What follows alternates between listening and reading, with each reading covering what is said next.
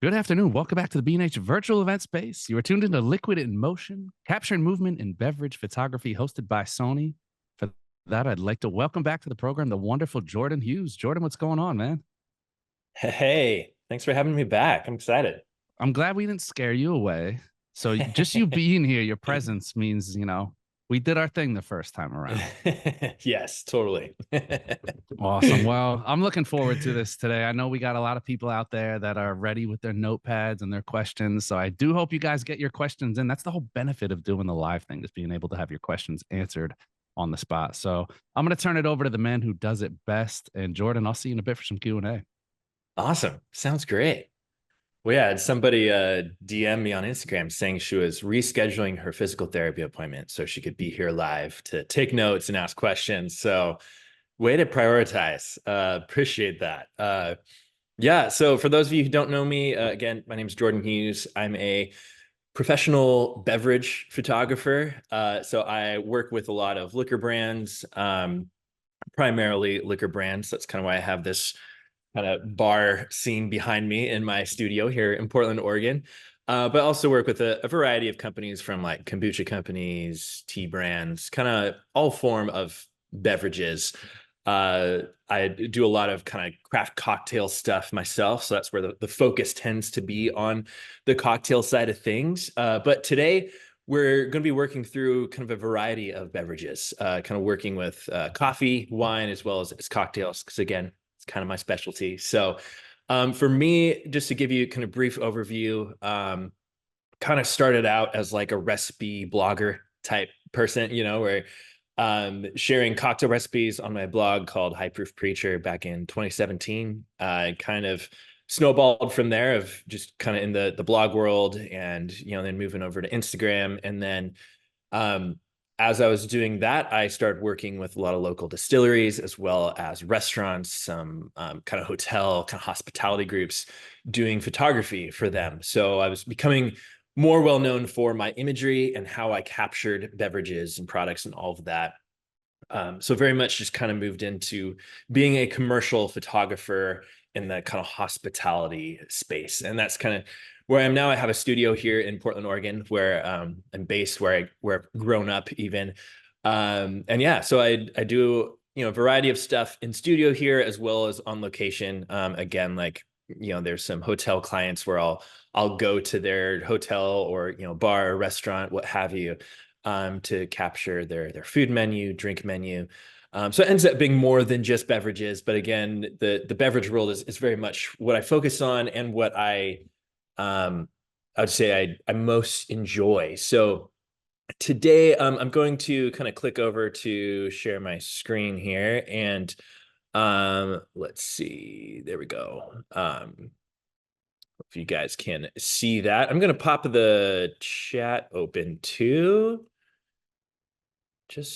I'll try to keep an eye on the chat. We might have to, I might kind of just roll through some stuff, pause to kind of look at some questions. I do try to answer some questions as I go, just so you don't have to wait fully all the way to the end. But we'll see here if I can kind of keep up with it. But yeah, today I wanted to kind of dive into capturing liquid in motion, as you can see. So with this, when I tell people I'm a beverage photographer or drink photographer, I show them, like, yeah, I take pictures of cocktails or wine or whatever. A lot of times people go like, okay, so it's mostly still life stuff.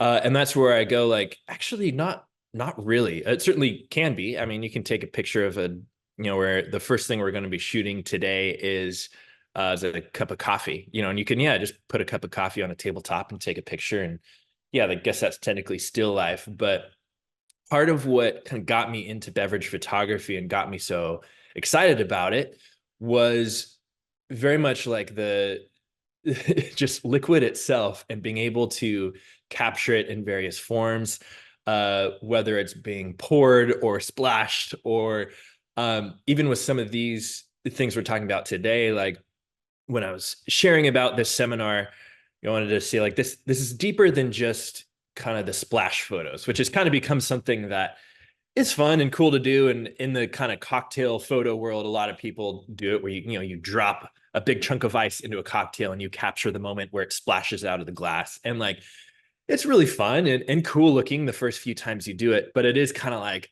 why would you actually do that? Why would you put all this time and work into making a beautiful cocktail or pouring this nice glass of wine to just splash it everywhere?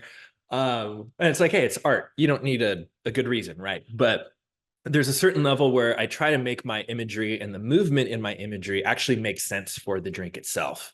Trying to actually capture a part of the process that actually makes sense if someone was, being prepared that cup of coffee or being served that glass of wine, and more just like capturing part of that movement, whether it's simply pouring or one of the things that we'll talk about is kind of garnishing a cocktail and kind of freezing like a moment that's actually realistic, something that would actually happen when you're preparing a drink or being served a drink. So that's where I want to dive in today to a few different aspects of dynamic motion, capturing these motions in beverage photography in a way that makes sense, that's realistic, and will actually help your imagery stand out to beverage clients or hospitality clients. So that's kind of the overview goal for today. And I do kind of a few kind of basic tips, guidelines. These I actually shared in a previous webinar with B&H, I think in December, when we were just kind of talking overview of beverage photography. So these are just kind of some good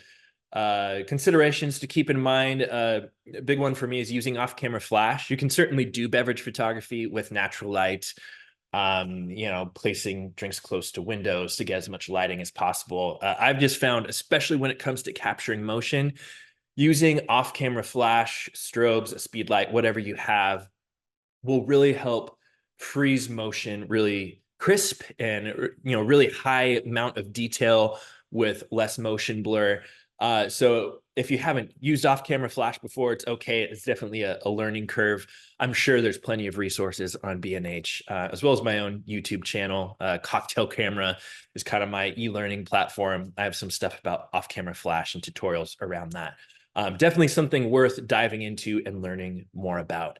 Another one is light before liquid, which we'll do a bit today as well, of just making sure you have your lighting and really your set kind of built out before you pour a drink and start taking photos. Especially this is important when you're making cocktails or something where you kind of have a certain amount of time before the drink starts to die or melt.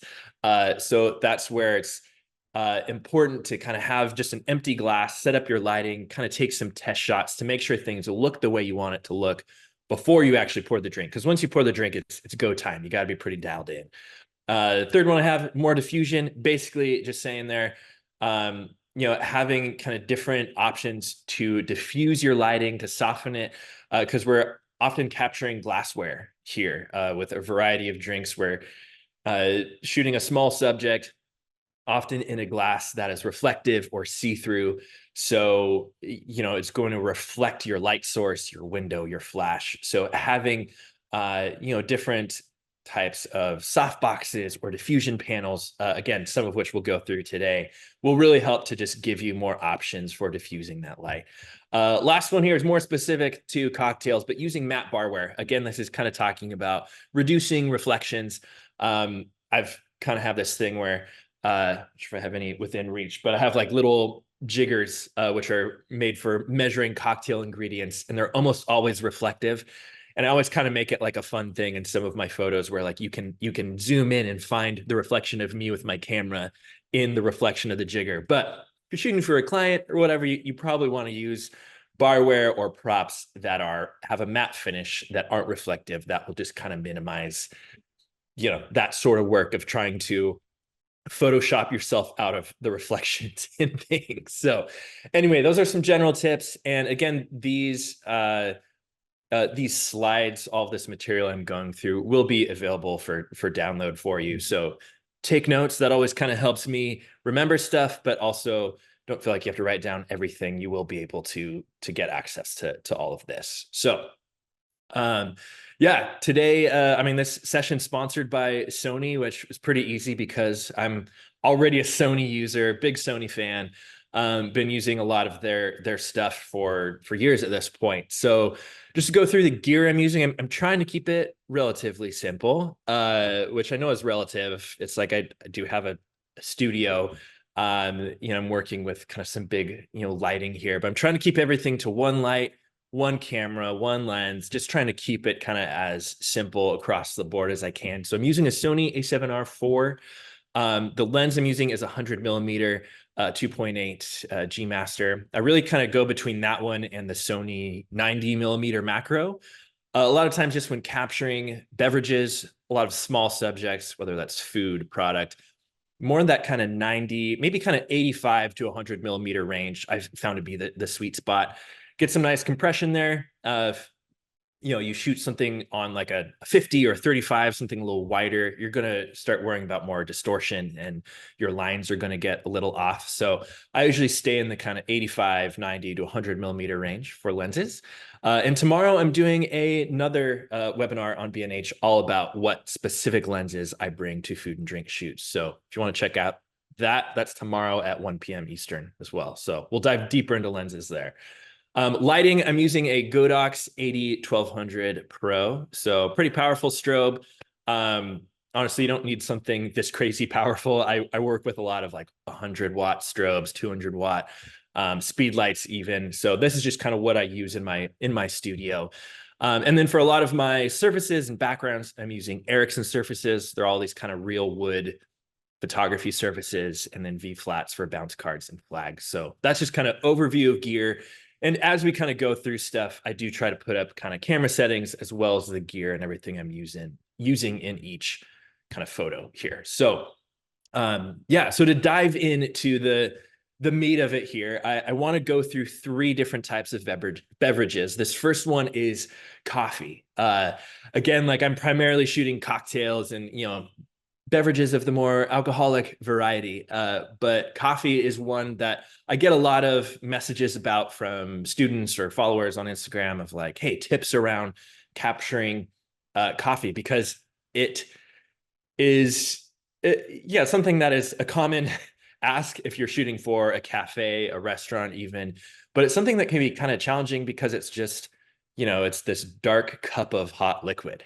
There's not, at least at first glance or first thought, it's kind of like, what can I do to make this look interesting? Right. So we're going to try and do that today. And that's where I've kind of already gone through and shot this so I can kind of show you kind of my process more easily. But I just have this on like this, again, this Ericsson surface, this wood background. I'll click back here. You can kind of see on the side, I have this strip box. I think that's a 16 by 48 inch strip box with a strobe. And I have it kind of boomed up and over the cup a little bit. And I have these V flats where I just, again, going with one light for all the shots today, just again, trying to keep it simple. I put some black flags or black V flats on the back there because I was getting a little bit too much of a reflection on the background on the surface. So I was trying to kind of block that off a bit just to make it a little more even light-wise on the surface. And then I put a white V-flat or bounce card opposite of the flash just to fill in some shadows, just so my mug isn't like too dark and shadowy. I kind of lean into the dark, moody look, which works a lot with a lot of the cocktail and bar photography I do. A lot of those spaces are kind of dark and moody. But that's where it's like, I don't want this to be too shadowy, too moody. But here we're just looking at, black coffee, white cup. I at least try to go with some natural contrast there. Obviously, a dark cup with a dark liquid is going to be really tough. So try to add in any element of contrast I can. But here, what I'm aiming to do here, and this is something I do with a lot of kind of boring drinks, whether it's coffee, whether it's a plain cocktail, is I think about adding ripples to the surface. So what I do here is I get like a little dropper bottle. These are something you can get at grocery stores, drugstores. A lot of people use them with like essential oils, that sort of thing. So with that, I usually just take the dropper. I take a little bit of liquid out of, the drink I'm shooting. And then I, drop it back in and capture these ripples in the drink. So generally how I do that, I have my light set up as I showed you, kind of boomed over the top. Camera wise, I have my camera kind of mounted down at an angle. Hopefully you can kind of see that on the side there. So I can see the liquid itself. And then I have like a remote trigger for doing the shutter, but I found it a bit easier to just set my camera on a timer, unless I'm kind of shooting with an assistant and kind of have a few more hands. If it's just me, I kind of set it on a timer. I do like a 3 image burst, can kind of count down with it. And then right before the shutter goes, I can drop just a few drops of, in this case, coffee, just kind of disturbing the surface of the liquid to get these ripple shots. So it takes a little bit of practice, kind of getting the timing right. And it's one of those things you kind of just do over and over. And once you do it, it's actually kind of fun. So a few kind of techniques, kind of some guidelines for you when doing a shot like this is being aware of your reflection. Kind of far left here, you see that the reflection of the light is kind of cutting the surface in half. Again, this far left where it kind of has the green corner on there, that's what I'm going for, where there's kind of this light and dark on the surface. That's going to give you the best result when you're doing kind of these ripple images. The one in the center is where it's like the reflection is kind of taking over the whole surface, and the far right is where there's no reflection of the light in it. And both of those two options, the middle and far right, it's just not going to be as dramatic of an effect. So for me, if your strobe or your flash kind of has like a modeling lamp, you can kind of push it around, look in your camera and see, where that reflection shows up. You kind of just have to push it, away from you or towards you to get it just right to kind of cut it in half like that. And that's just going to give you best results. And then here, I'll show you kind of some of my first attempts here. And these ones are kind of a bit more dramatic. As you can see, you get that light and dark contrast, the ripples really show up. And with some of those, like, this kind of zooms in a little closer. So it shows you some camera settings and all of that. When you're holding the dropper like really high above the cup itself, it's going to be a lot more dramatic. You're going to get little drops kind of shooting out, which again is cool if you're going for that, but it can be a little much. So generally, I will actually try to go a little closer to the surface. That will just give you a little more subtle ripples, maybe a little more realistic. Here, I'll go to the next slide here, and you can kind of see some that I would more likely go with if I was shooting for a coffee shop or a coffee brand. I honestly really like the far left one. That's just like, the perfect ripples. And you can see right in the middle, it's got that, that perfectly bifurcated surface of dark light, dark light. But even that in the middle one, it might be a little too intense. It might kind of give you a Jurassic Park vibes, right? Of like, oh, I think there's a T-Rex walking towards this table of coffee. So probably the one on the far right is probably most realistic. It's not super dramatic, but it just disturbs the surface enough to give you just this added element of interest. Again, it's not a ton of movement.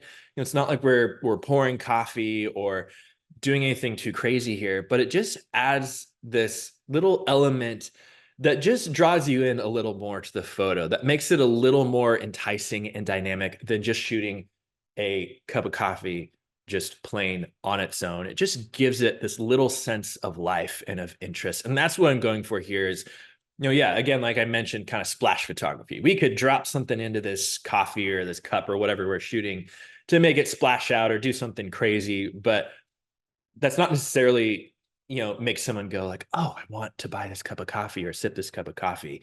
I'm trying to make this drink look more appealing and more inviting.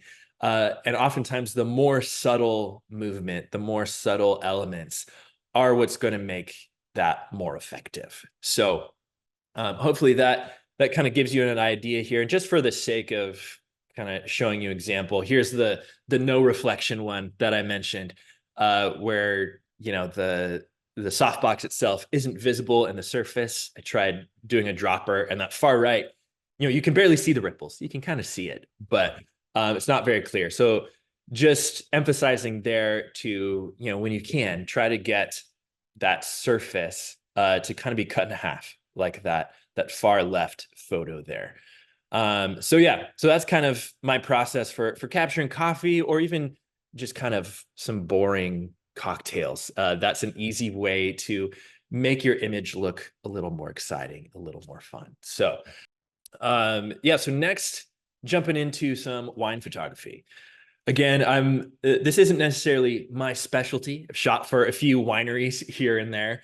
And a lot of that ends up being kind of on location stuff. And then, a handful of time there, it's more product focused imagery, which would be this kind of in studio. And a typical ask, I feel like, for a winery, for a wine brand, is wanting like this perfect kind of swirl shot when you're pouring the wine. So with this, I have my lighting set up a little differently than before. You can't really see the flash, but this far left photo, it's behind this big kind of diffusion panel. And this diffusion panel, I kind of homemade. I bought everything from B&H. Hey, who would have thought? But I got like I'm trying to remember what exactly it was, but it was like a flag, like it's like this metal frame, which I can't remember the exact product name, but I could probably find it and share it here at the end. But it's this big metal frame, and then got some like Lee diffusion paper or material that I then use kind of white gaffer tape to attach to it. So I kind of have this big translucent square. And again, this is just like pretty thick, but diffusion material. So I have a flash with a softbox behind it, and basically shooting right into the light. So it's very heavily backlighting. Here's kind of another angle here, very much backlighting my wine glass. And here's just kind of a few, again, kind of basic tips, similar to what I shared at the beginning.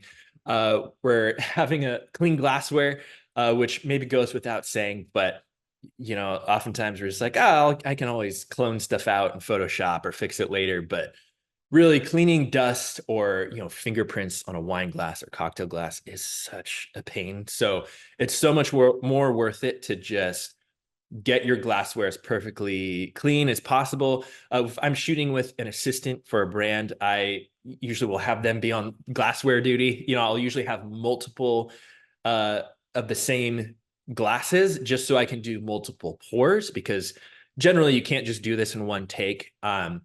You'll want to kind of pour the wine a few different times, which also, showing there on the far right image, I have like this little decanter. I think it's actually for coffee, but it's kind of this decanter thing where I could pour the wine back in. It has a little pour spout, so I could more easily pour it back into the bottle and kind of keep pouring so I can get multiple shots.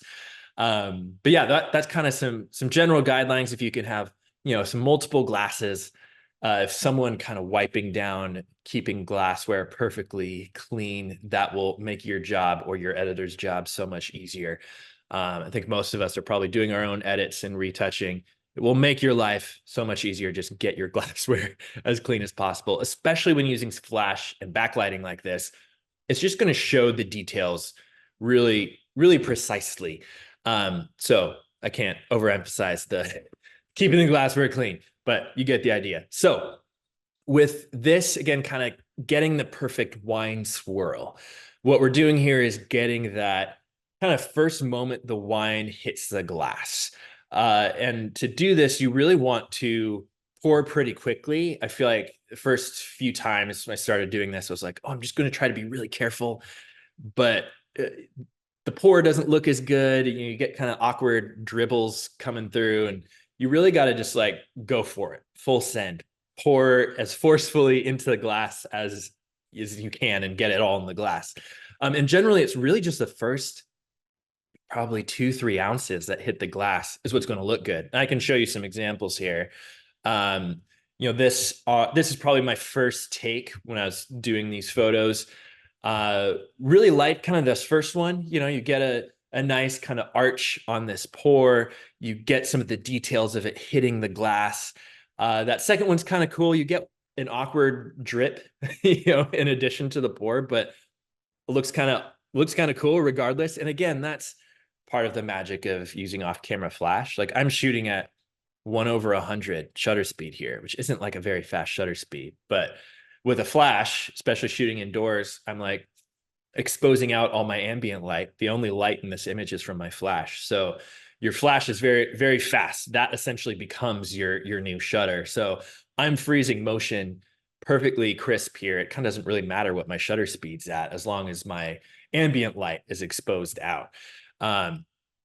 But yeah, and then kind of this third image on the far right, as you can see, like once the glass starts filling up a little, then it just looks really dark. And this is more the case when shooting with red wine. Of course, it just kind of swallows light, and it's not really, with the pour there, you're seeing the color, the light is coming through the pour, but it's not really coming through or backlighting the liquid in the glass. So that's where when I'm capturing these images, I'm really just trying to get that first second or split second of pouring the wine into the glass to really make it stand out and look awesome. So that's where I pour it back, like this image on the right, and pouring it back in this thing, pouring it back into the bottle. And for this shoot, I was kind of dumb and I only brought one glass, so I had to go over to my sink, wash it out, take my nice polishing cloth, get it all dry and clean, and then pour it again. So it took me a little while. These next ones are probably some of my favorites. That middle one, I think, is kind of my winning shot. That's kind of or that one or far right, maybe, where you're getting some nice light on the bottle. The bottle's still pretty dark in silhouette, but you get a few details kind of coming through of the bottle color. That middle one, you get a nice arch of the pour, but it's also kind of shooting up on the other side of the glass. And again, that's what a lot of brands kind of are asking for. Or kind of want this like perfect like pour, and then this cool little wave of wine just makes it look very, I want to jump into that glass right now. So that's kind of what I'm aiming for. I also really like this one on the far right. You get some cool details as it's hitting the glass and shooting up on the side a little bit too. I'm just not as much of a fan of kind of the angle of the wine going in.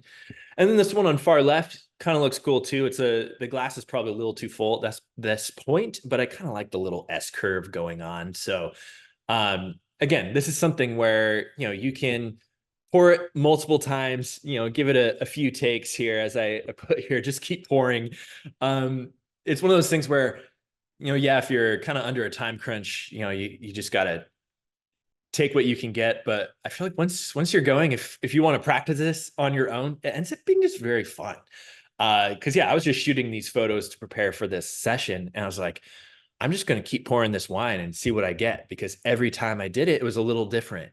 And yeah, it's just something that just gets really fun, and maybe just for nerdy people like me. But it's one of those things where it's like, yeah, it's like you don't know exactly what the results are going to be each time. So you just keep going for it. So I have my camera settings there. Again, shooting at 1/100, aperture f10. So that's something too, where a lot of times when you're shooting at a longer focal length, again, I'm using that Sony 100mm G Master. I'm shooting at f10. So with that, a longer focal length, you're going to have a really thin focus area. So you generally do have to close down your aperture to get, a good focus area, especially when you're shooting a small subject or you're shooting liquid in motion where you aren't totally sure, it isn't always super precise of where you're going to be moving. So I just try to get as much detail as possible. So that's where I generally try to shoot pretty close down on my aperture, like f8, f10. Sometimes I'm shooting at f16, but with that, you need a lot more light. That's where having these 1200s, these bigger strobes, really help, because you can then compensate with a really small aperture and get, a lot of light to just capture a lot of detail. So that's oftentimes what I'm going for with beverage photography, especially movement like this, where having a lot of depth of field and a blurry background doesn't matter as much, or since you're shooting at a longer focal length, you're getting nice compression and kind of background separation anyway. But with this, yeah, I'm shooting at f10 and really just turning up the power of my light to make sure I have enough light to expose this. So, yeah.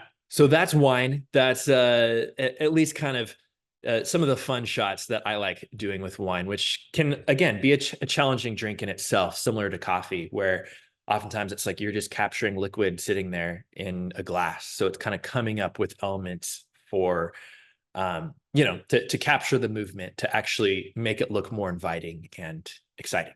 So This next one going more into cocktails. There's a lot of things with cocktail photography that I could get into. So again, that's very much my specialty, what I really love and enjoy doing for a lot of reasons. I mean, I kind of showed you a few shots here of there's just so many elements to making cocktails. Kind of contrasts to what I said with wine or coffee, not knocking wine or coffee, but like with something with wine or beer, there's only like these few brief moments of motion where it's like you're maybe pouring beer from a tap or pouring wine from a bottle, maybe swirling. Versus cocktails, it's like you can capture the whole process of making a cocktail. You can show dashes of bitters, pouring different ingredients into a mixing glass or a shaker. Different cocktails are going to be different and have different ingredients, different elements of movement. There's going to be, different garnishing techniques. There's going to be, different powders or different, citrus oils, different things that will bring different elements that are all very exciting creatively and challenging to capture. So that's part of why I got into cocktail photography and why I've stuck with it for 7 years now, where it's like there's just so many different challenges and fun aspects of capturing it. And it's not just the liquid and the cocktails, it also leads into portraiture where I'm capturing bartenders. And that's really fun when it comes to shooting portraiture as well, because I have found with capturing bartenders and people in their element making drinks, I don't really have to put them at ease at all. I just tell them, do your thing, make the drink. You don't have to pose or slow down or do anything for me. You just do your thing. I'll make you look good. And then they're like, cool. They're comfortable. They're set. They're doing their thing. And it just creates some really cool and dynamic imagery. So that's my, at least like, that's why you should get into cocktail photography, because it is just really fun. And there's just so many aspects to it. So for today, though, I'm kind of getting into a shot that I've become kind of well known for, and that's the zest shot. And I have like a full tutorial on this on my YouTube channel, the cocktail camera channel, because there are a few different elements that can be a little tricky to capturing this, but I'll kind of give you the crash course. It's a little tricky of just kind of getting the timing right at first, but once you get it, it's something similar to like what I said with doing all the wine pours. Once you do it, it's like, this is just fun. And it's always a little different every time you do it. But the zest shot refers to like this final step when capturing cocktails, and a lot of classic cocktails where you take like a strip of orange peel or lemon peel, any type of citrus, and you take it between your fingertips and you just gently squeeze it, the skin facing outwards over the cocktail, and it releases like this very fine mist of like fragrant essential oil that lands on the cocktail. So then when someone takes a sip, they're getting this aroma of fresh citrus. So that's how you'd finish like an old fashioned Negroni, sometimes a martini. You might do a lemon twist on there and get some lemon oil. But it's something where in real life, you don't really notice it unless it's lit perfectly, unless there's really direct backlighting kind of illuminating this mist. Generally, it's almost invisible. It's just this very fine mist. It's not like liquid or drops of liquid. So it was something that really captured, really enticed me, I guess, as a photographer, because it was something that was a bit elusive.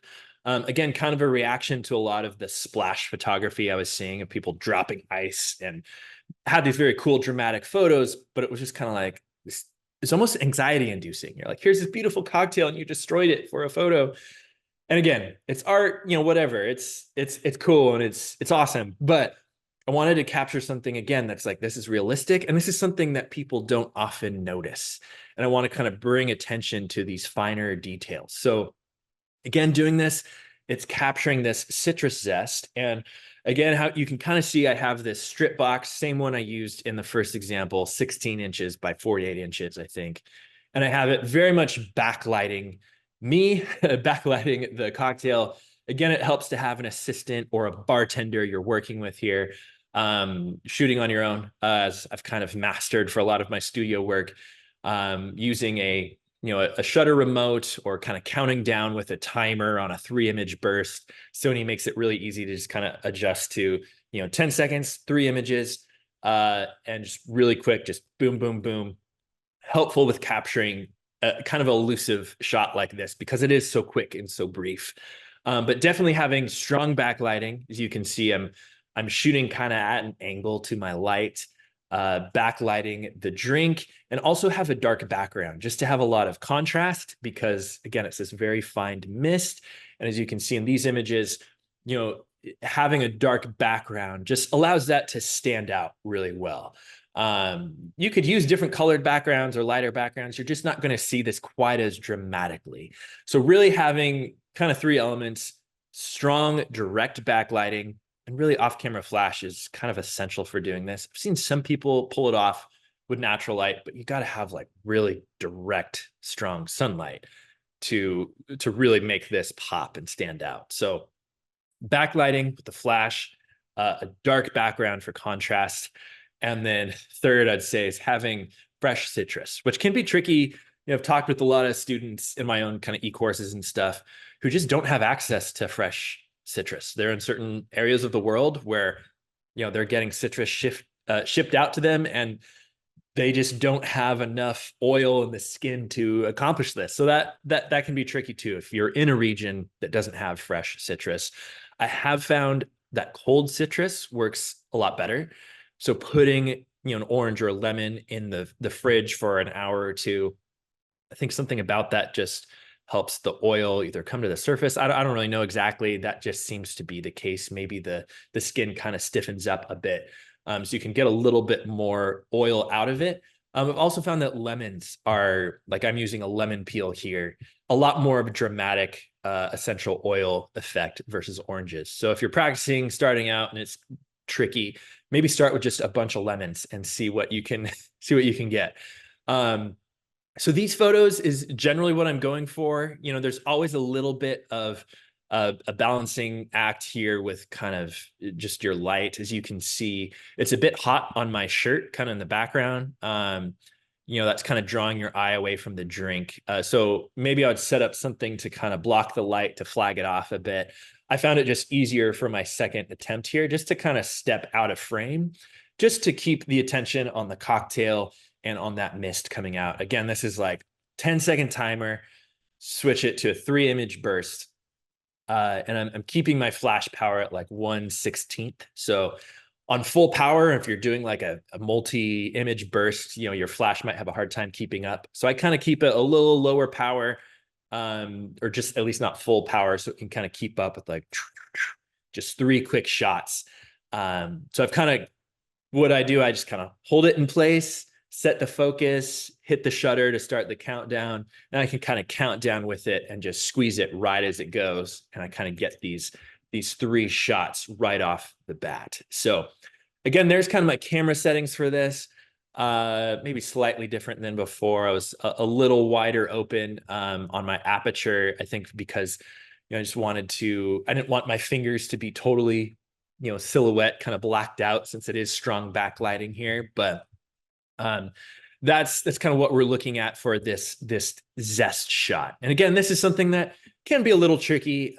Just takes a bit of practice to get the timing and kind of the right citrus in place to make it happen. But again, it's something that's just so fun. Once you figure it out, you almost get addicted to it. It's just like you do it nonstop. So yeah, so that's at least one element to capturing cocktails that I really enjoy, and something that is that does demonstrate quite amount of skill and precision and patience, and something that really makes your imagery stand out, because it's not something that just anyone can just go out and be like, oh yeah, I'm going to capture a zest shot.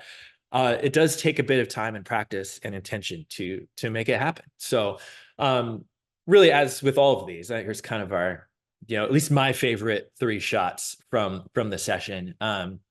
Again, it's like there's a lot of different things you can do. Like I said, with cocktails being my favorite, there's many things there. And again, I'm sure there's a lot of things with wine and coffee that I haven't thought about as well. So those are all, you know, each kind of form of liquid kind of has its own challenge. And honestly, I feel like that's part of the fun of beverage photography, is like, now 7 years in, you know, very much in the kind of beverage focus, I feel like I'm still learning stuff. I'm still kind of figuring things out. I have my little tactics like, oh yeah, I always have my dropper bottles with me. I'm always doing these little ripples or these little pour shots. So I kind of have my go-to things, but it's very much something that I'm learning and exploring on my own as well. And yeah, and I feel like that's part of the fun is like I never quite feeling like I've fully mastered it. Like I'm also very much a student of this work as well as I go. And I feel like that's kind of the key to longevity in any industry, but especially in kind of photography and really any niche of photography is always being open to learning and figuring out new techniques and new things. Because for me, honestly, it just keeps me from getting bored and keeps me excited and motivated to keep going and keep learning. So yeah, so that's what I have for you guys. Also just wanted to throw in a quick like I have a little discount for you if you wanted to jump into. I have a Cocktail Camera Pro e-course, all on-demand content that kind of dives into pretty deep into off-camera flash stuff, as well as capturing beverages, bartenders, shooting in dark environments like bars and restaurants, using one light, using multiple lights, doing kind of high detail, photography stuff for like liquor brands and all of that. So have like a discount that just goes till the end of today. If you want to jump on that, you can go to cocktailcamera.com. And I have multiple courses there, but discount on the pro course, which is kind of my main kind of master class thing. If you guys want to check that out, but yeah, and like I said, we'll be we'll have the slides, the visuals from this session as well available to you, so you can have those for reference as well. So yeah, and then we got some time to talk and answer questions. It looks like. Awesome. Looks like we already got some questions in. So huge thank you again, Jordan. Let's start with what seems to be a recurring theme in the questions: props, fake stuff, tricks. I know you had Yeah, discussed this in a past one, but for those that didn't catch it, do you ever use anything? Are you using anything liquor substitutes? Are you using any of these little tricks that we love to see in like BuzzFeed lists that food and drink photographers sometimes substitute yeah, in for the real thing? yeah, totally. So I mean, even like that cocktail I shot at the end, that was soy sauce and water. So generally I'm like, if I'm posting or sharing a recipe, oftentimes with, liquor brands, they're like a recipe that features their thing. They, their product, they want it to actually be made so it looks as realistic as possible, what the consumer would make. But oftentimes it's like, if you're just kind of mocking up a cocktail, there are different things where, like I said, soy sauce, some sort of browning sauce, just doing a little bit of that with water, honestly looks pretty realistic to whiskey, a darker brown cocktail, which is a pretty common kind of color for a lot of cocktails. Um, I think when you're just capturing a drink on its own, doing that works. Also, several students of mine say like they use a lot of different colored teas just to get different colors of cocktails, right? That's an inexpensive way. It is a little more challenging when there's movement, like if you're pouring something.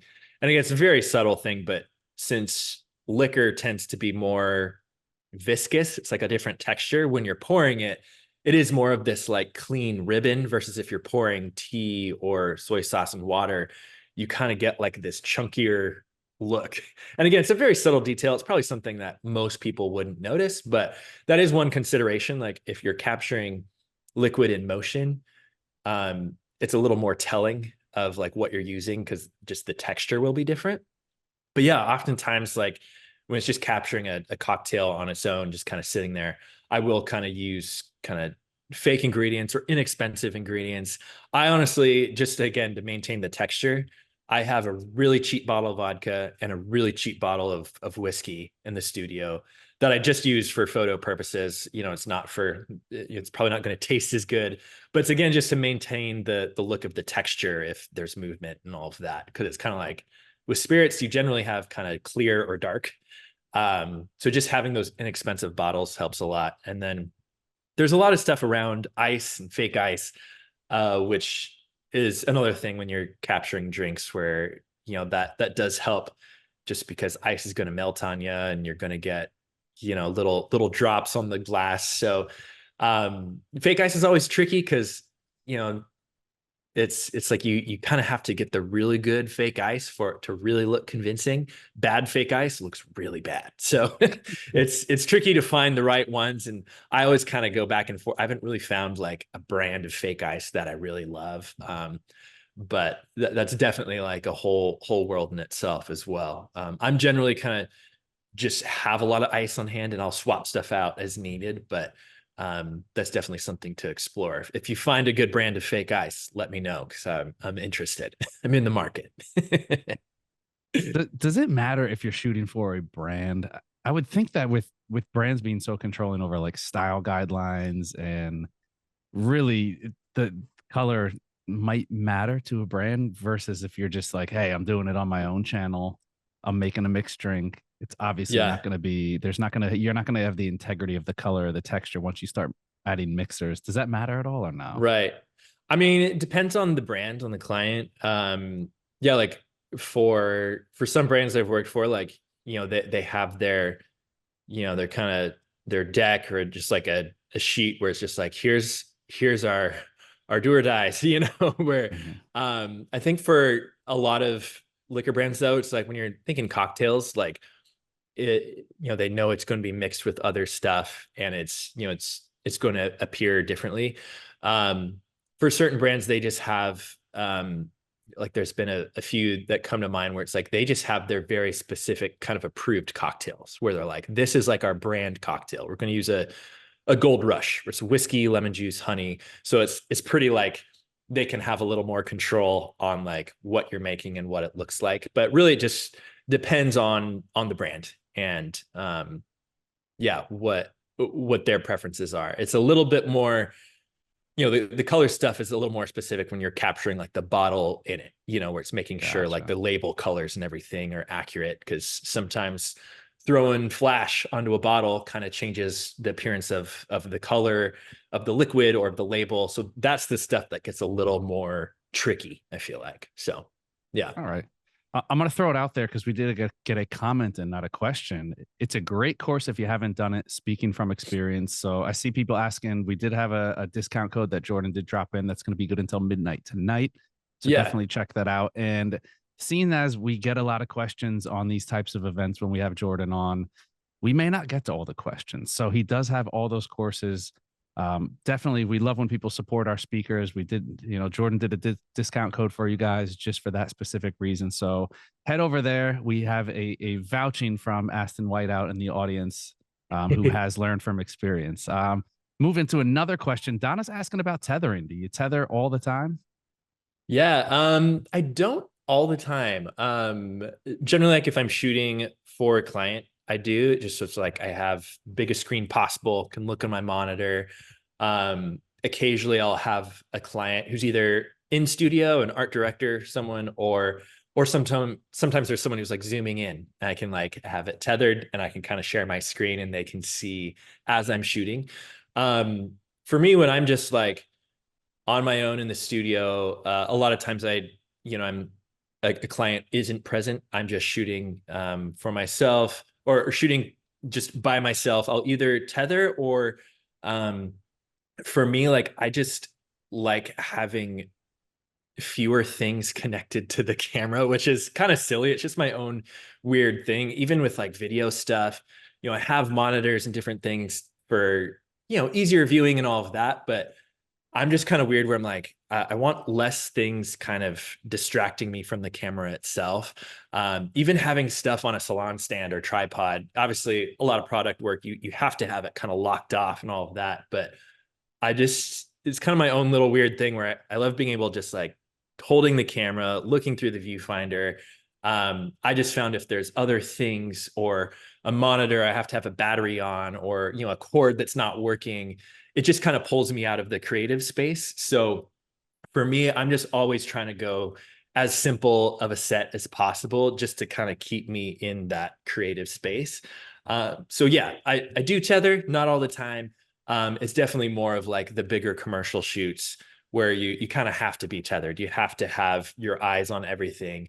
But yeah, with that, it's like then the bigger commercial shoots, that's where I'm like, I could have an assistant or a digitech or someone again, because that kind of helps me kind of stay in the creative space of it, right? Again, that's kind of my own weird stuff, but that's my take or my experience at least.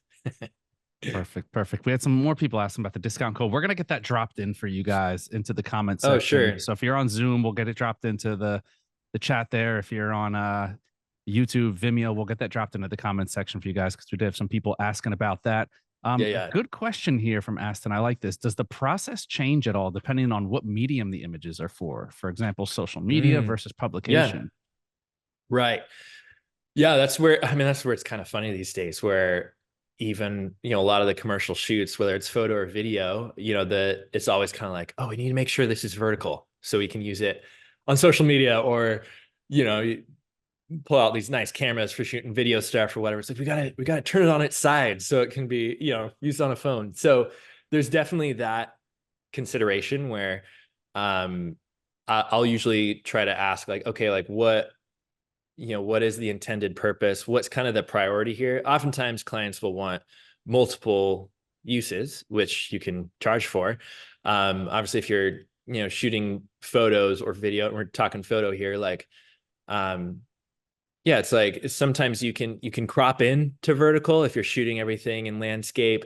Um, but I've found a lot of times I just style things differently. If I have things laid out in landscape, well, if I'm turning it vertical, I'm cropping out a significant portion of my image. So I generally try not to just do like, oh, we can crop it. I'm like, no, if we're shooting, if we need a specific shot in both landscape and portrait, that's going to be two different things. Like we're going to style it differently and set up the camera differently just to get the best results. So, yeah. And then when it comes digital to, publication sort of thing, I mean, generally it's not a huge deal. Like I'm always shooting in RAW. So I can, get the most resolution, best quality out of it for if it's being printed somewhere, versus, putting it on social. We can always, export out a smaller size or a, 72 DPI or whatever. Um, so generally it's like I'm always shooting raw anyway. So it's just like that's kind of best practice, regardless of where the photos are going to be used, and also just to give you the most bandwidth in post afterwards too. So yeah, hopefully that answers the question. Awesome. Yeah. Rookie in the bar sending cheers Oh, from what's up, man? Peru and saying, I usually shoot the drops or flow of the liquid at 1/250th of a second. And sometimes I get a ghost drop. I saw some of your photos are at 1/100th. What kind of info do you consider for changing the shutter speed using flash? Yeah. Also, rookie in the bar should change his username because I've seen his work and he's genuinely really good. So I'm like, you're no rookie, man. So, but I've seen he's really talented. But yeah, the ghost drops, that probably has more to do with the flash duration, not your shutter speed. So, yeah, that gets a little tricky. Like that's like how fast your flash is firing. So, and I experience it sometimes too. Like oftentimes, even my more powerful strobes, like the flash, my 1200s are generally very quick. But I think I use some like 400s or 600s on location. Um, and for some of those, like the flash duration is like slightly longer. So that's where you kind of get like this ghost, where you basically looks like motion blur on like a drop or a pour, where it's like you're getting the crisp image, but there's just kind of this little streak. Um, and that has more to do with, yeah, how long the flash is firing. So that's where generally speed lights, which are smaller, not quite as powerful as your big strobes, the flash duration is generally very, very fast. And I don't think I've ever experienced that kind of ghosting with a speed light. With the strobes, for whatever reason, sometimes, um, I don't know if it's just like it's more light, it's flashing for longer. So it kind of depends on the device you're using. That's something maybe you can DM me on Cocktail Camera on Instagram, and we can figure out what device you're using and can kind of see what we can dial in. For some strobes, it's just like using it on a different power level. Sometimes in a manual, it'll tell you like a certain power level and then like the flash duration. It's always these weird decimal fractions and all of that. But that's what that's referring to is like the flash duration. You can try adjusting your shutter speed as well, but it's more likely how long the flash is actually firing. But yeah, DM me, man, and I'll see if I can help you out with that one. So yeah, and That's really same to anyone is, I mean, I have only a certain amount of time and all of that, but if you have questions, you're welcome to DM me on Instagram at Cocktail Camera as well. I try to answer on there as much as possible whenever I can. It might not be immediate, but I'm always down to nerd out with you and help answer questions when I can. So yeah. awesome. We had some questions popping up on glassware. Does it Yeah. affect the shot? Is there anything where it's like, as professionals know, this is your realm. If there's something that doesn't look right, like, there's different types of glasses for different types of cocktails. If you pour a cocktail in the wrong type of glass, does it completely throw off the shot? Do you ever do it for creative effect? Can you talk glassware for a moment? Yeah, I mean, glassware is, it's something where it kind of helps to learn a bit about just cocktails and mixology. Here I'm dropping in the link for the e-course with the code applied, so that's in the chat there. At least I did that to host and panelists. So anyway, We'll you get can it DM covered me for for you. that too. But yeah, with glassware, it's I mean, generally like there's with especially certain classic cocktails, it's like there's certain glassware that is just like traditional. Basically anything that's served up, that's served without ice, you generally serve it in something with a stem. um those pieces of glassware are generally called a coupe. Anything with ice, you're serving in a rocks glass, which is kind of shorter, stubbier glass. You generally aren't putting ice into a coupe. That can like break the coupe and all of that. But so there are like certain basic guidelines or certain traditions, but it's something where I feel like, again, when it comes to the art of beverage photography, like it's not like there's all these hard and fast rules either. There's certain things where there are just like a lot of preferences where sometimes when I'm shooting for a bar or restaurant, they have all of their glassware in the freezer because when they serve their drinks, they want their glassware to be frozen and cold, and just so you aren't getting a warm glass and a cold drink. But then when you're photographing, you kind of get this fog on the glass, which can look cool. But then if you don't pour it in time, half of it's fogged up, half of it's not, and it looks kind of not as clean. So there's stuff like that where that's just kind of, as with my experience of doing this, I'll ask ahead of time, like, do you want the kind of chilled glassware? If not, you want to pull out your glassware ahead of time, allow that to get to room temperature. That way you actually capture more details of the liquid going in the glass. So it's kind of more of a preference thing based on who you're shooting for or what you're shooting for. So yeah, and then there's things too, like for my own personal preference, like I showed with a lot of images in this, I'm backlighting a lot of stuff. I like having as many kind of cool details as possible. So I like grabbing glassware that is faceted. This is like a mixing glass I had down here for making stirred cocktails. It has all these kind of etchings in it. And that type of detail just catches the light in a really cool way.